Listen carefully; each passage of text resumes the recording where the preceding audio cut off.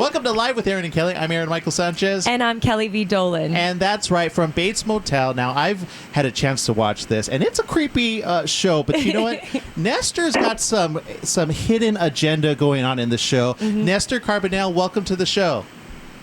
Hey, guys. Thanks for having me on. I appreciate it. Absolutely. Now, first of all, I've got to ask, your sheriff role, what's going on there? Who is he really? Are we going to see it in the season finale, or are we going to see it next season? You know, we're definitely you're going to get a little bit in the season finale. You're going to get sort of an insight as to who he is, but I even after we shot it, I was like, I'm not so sure about this guy. I still don't know. But tonight reveals definitely a bit more about him.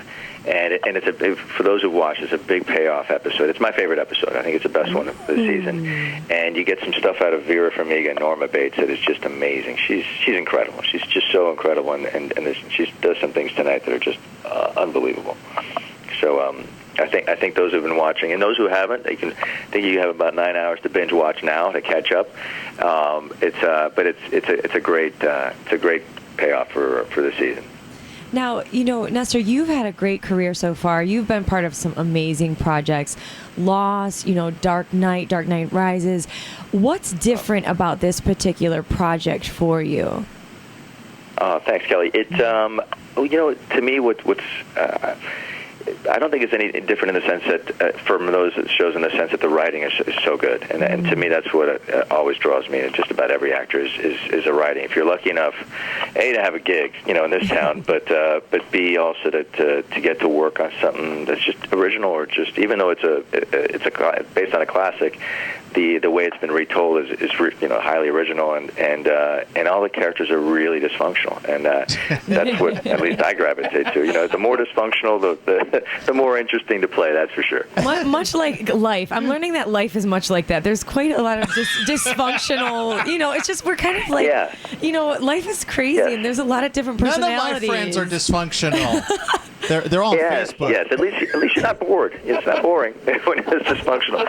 It's funny. I my kids are in school here in LA, and I drop them off, and every so often some of the moms come up to me and they go, "I got to tell you, I love your show, but I'm a little creeped out because the way I hug my son, sometimes I see a little Norma in me." And I think a lot of the sort of the mother smother helicopter parenting, people are starting to get creeped out by the fact that they're identifing with this crazy dynamic on our show. It is true. I mean, I saw one episode where she gets into bed with her son, and it was like a little creepy. I mean, I was creeped out. I was like, oh, God.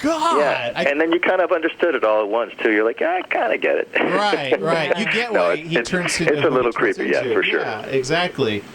Now you said if anybody sells that role, it's Vera Farmiga. You're right, on the page it's almost like this. I mean, she is a lunatic, but she's so sympathetic that you go along with it for sure. I think that's an interesting characteristic too. Like, if you find that a character, if you like them, like no matter what they do, you're kind of on their side, and sympathetic is a great word to use. Now you mentioned being lucky to work in this town. You are working. What is your secret? What do you bring to the table that may be different? I remember reading an article about Chris Rock when he was interviewed about how he'd been kicking around for a while, but he started to work more and more, and they said, what was his secret? And he said, I bought a house I couldn't afford. So he's like, he essentially had to find a way to work. And I think we have kids now, so I don't have a choice. I got to find a way to work, and I got to make it happen. It is a crazy business in that you just don't know. It's a roller coaster. There's ups and downs, and you just try, and especially with kids, you try and make it as as flat and normal as you can, because you want to give them as much stability as possible. But I'm grateful anytime I'm working. I'm gonna get a car I can't afford. I think that will make me move. I think every situation I've been in where I kind of like stepped out, or maybe I added more responsibility into my life, things do come to you because you make it happen. You either sink or swim, and you're swimming, and we're proud of you for that, man. Yeah, absolutely. Hey, thank you. Speaking of which, Nestor, Luke Goss, your co-star in another film, he actually said to say hi. We had him on a show that's great. About a month ago, and he said you were great to work with. So, what can you tell us about that film you're working with on him? or working with? Yeah, we worked on Dead Drop, and Luke's a great guy. He's a great actor. We did this action film in Mexico, and Luke's extraordinary. We improvised a lot of it, and to his credit, I mean, he really he took that material. It was a strong script, but really found sort of an interesting angle. He's a really he comes from England. He's really sort of nailed that genre in particular as well. And I hope to work with him again. He's great. But did he sing for you? He did not sing for me. I know that he was in. I know he was in a boy band as a kid, and he was a drummer. But his brother was the front man, the singer. His brother still performs in Las Vegas. Yeah, that's exactly right. He still performs there, but I didn't have him sing for me. I maybe in the next one. Okay, hey, I've got some questions we got to get to. Otherwise, Twitter will, Facebook, people have been hitting us up. They will ban us. Oh, great. If we don't. Okay, so this one comes from Laxus. What does he think of Vera as Norma Bates, and will his character be more friendly with her in the future? Well, I definitely enjoy going head-to-head with Vera. I mean, she's, like I said, she's an amazing actress. But, I think the back and forth will be great. I hope it's sort of a love-hate thing that'll just continue, and we'll have sort of this sort of a contentious relationship, but at the same time, sort of, be around each other and learn to sort of deal with each other. But, that she as an actress brings so many colors. Like, you don't know what you're going to get take to take, which is a treat. So I work predominantly with her, and I hope to do more of that next season. Yeah, very strong duo. And then Jill Bendick is, she's asking, did you have any idea that Shelby was in the sex trade business?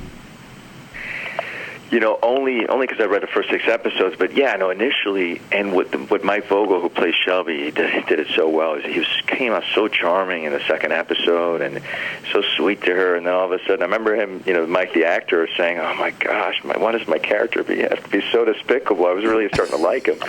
But that's a great thing about the show is that there's so many twists, and the writing is so incredible from Carlton Cuse and Carrie Aaron that you just don't know where it's going to go. And even the actors are like, I'm worried that my character, you just don't know week to week what's going to come your way. But then that's the flip side is that again we're talking about how everyone's dysfunctional. It's also you're never bored. It's always exciting. Mm-hmm. Now I want to ask this, just going back to Dark Knight because I'm a huge fan. We had Mossy Ferlin, which was also did an appearance in that film with you. Now, would you rather be the Dark Knight or the new Superman that is coming out, both if you had a Christopher Nolan production? If you had a choice. They're both Chris Nolan productions. I don't think Chris directed the Superman one, but no, I was happy to be part of it. I love the Batman franchise. I mean, I'm looking forward to seeing the Superman one, but I love because what he did Batman is too. He took the whole cartoon thing and made it real, as real as he possibly could. Batman's just smooth. And, I don't know, he's smooth. Oh, you like the smoothness of him? Yeah, he's cool. Him. He's just something cool about him. Yeah, that's pretty cool. Smooth, yeah, Nestor, speaking of which, I have to say about cool and nice, we got a couple comments. Jordan Borges says, I met him too, really cool guy, down to earth, humble. And then Teresa says he's awesome, a true gentleman, humble, down to earth. It's funny, you're everybody's being said you're a treasured soul.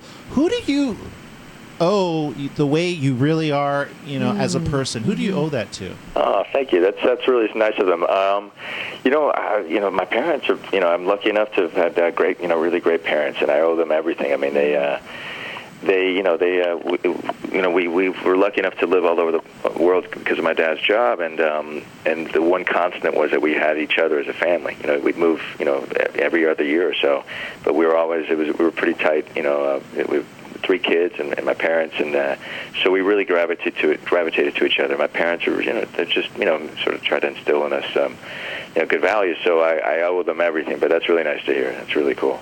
Well, thank you so much, Nestor, for speaking with us. They're telling us we got to let you go, but we will definitely be tuning in every week to the Bates Hotel. We're really excited. And congratulations on the 2nd season. Woo! Yes. I really appreciate it. Thank you, Aaron. Thanks, Kelly. I really appreciate it. Thanks for having me on.